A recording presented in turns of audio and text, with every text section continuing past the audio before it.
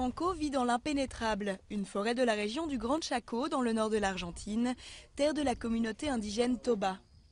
C'est parce qu'elle dort chaque nuit sur un matelas à même le sol qu'elle a été infectée par le mal de Chagas, une maladie transmise par les punaises qui infestent les murs et les sols de leur maison traditionnelle en argile. C'est comme si j'avais un poids sur le cœur. J'ai l'estomac gonflé, j'ai mal à la tête et je n'arrive pas à dormir. La maladie ne se déclenche pas avant une dizaine d'années, viennent ensuite des complications cardiaques, digestives et nerveuses qui rendent très pénible la vie quotidienne.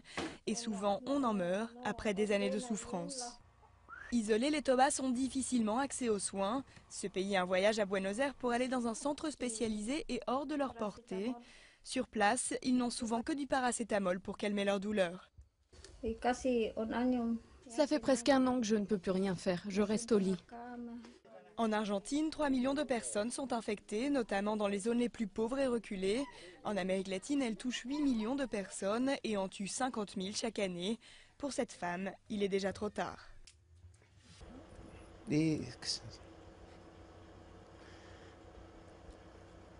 Ce sont des choses très difficiles.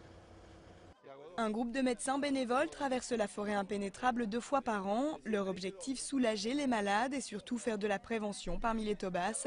Les enfants sont la priorité. La personne soignée en temps et en heure de la bonne façon a une chance de guérir car ses anticorps sont renforcés. C'est possible si le patient infecté est pris en charge avant ses 10-12 ans.